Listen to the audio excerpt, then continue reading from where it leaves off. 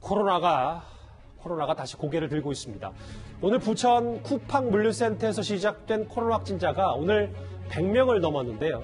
방역당국도 다시 한번 중대한 도전에 직면했다고 말했습니다.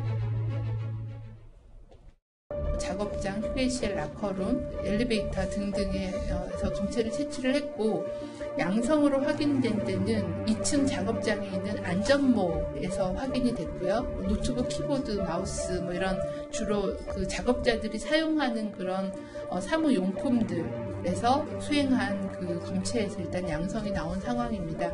감염자의 비말이 이런 환경에 묻어 있다가 이게 손 접촉을 통해서 감염이 전파가 됐을 그럴 가능성이 있다라고 판단하고 있습니다.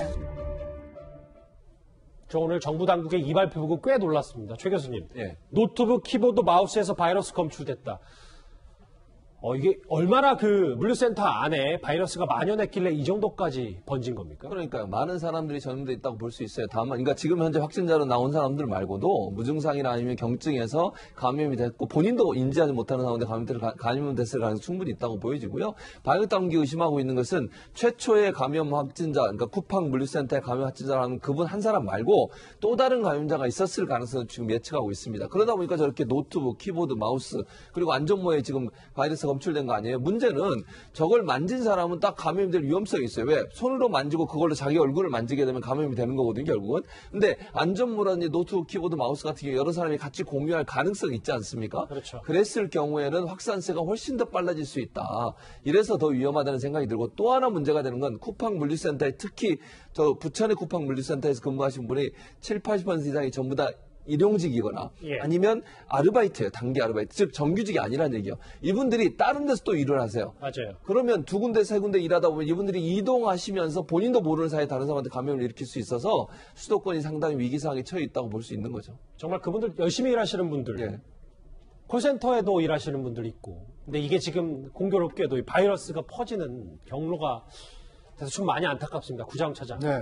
근데 지금까지 우리가 좀 받아들였을 때는 어떤 비말 혹은 엄청난 접촉을 통해서 코로나 감염되는 줄 알았는데 이 정도로 광범위하게 물류센터 퍼졌으면 그 안에서 얼마나 지금 드러나지 않은 조용한 전파가 얼마나 많았을까요? 그렇습니다.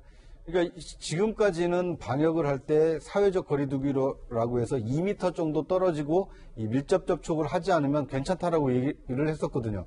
그런데 이번 쿠팡 물류센터의 경우에는 함께 사용하는 공간에 있는 여러 물건들에서 이 코로나 바이러스가 검출이 됐기 때문에 이것은 그 공간을 이용한 사람이라면 누구라도 이 밀접 접촉자 또는 이 감염이 될 수 있다는 우려가 있기 때문에 이거 이제 이 퍼지는 속도 또는 퍼지는 어떤 범위가 굉장히 좀 넓어질 수 있다 이런 우려가 나오고 있는 것입니다.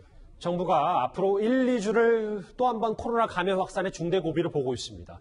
특히 최근에 급등세를 보인 수도권의 방역 관리를 대폭 강화하기로 했는데요. 5월 한 달 확진자 절반이 활동량이 많은 20, 30대로 알려져서 걱정이 큽니다. 수도권을 대상으로 국민들의 외출과 모임 자제 권고, 공공시설 운영 중단, 학원, PC방 집합 제한, 불효 불급한 공공행사의 취소 연기 등 방역 강화 방안을 결정했습니다.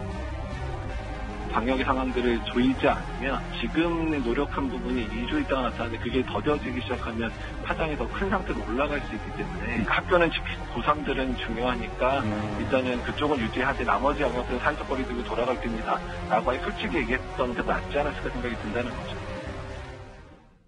사회적 거리두기 쉽게 포기하면 안 됐었는데 라는 한 전문가의 말인데 지금 박능호 장관의 말처럼 지금 사람 많이 모이는 곳은 지금 다시 문을 닫았어요.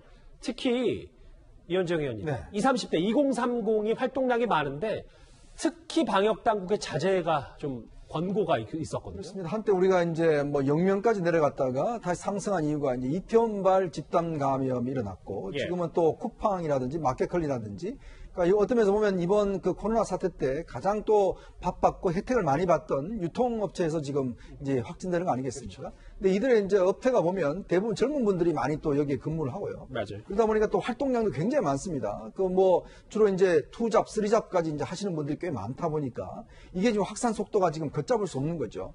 더군다나 20대 같은 경우는 무증상 감염이 꽤 많아요. 맞아요. 그렇기 때문에 20대 같은 경우는 이제 사이토카인이라고 해서 면역력도 굉장히 폭발할 수 있기 때문에 굉장히 조심해야 됩니다. 하여튼 어쨌든 이번 주가 저는 고비인 것 같습니다. 이번 주말도 마스크 꼭 쓰시고요. 코로나에 단단히 대비하셔야 될 것 같습니다. 자, 뉴스탑 10 이제 마지막 주제가 기다리고 있습니다.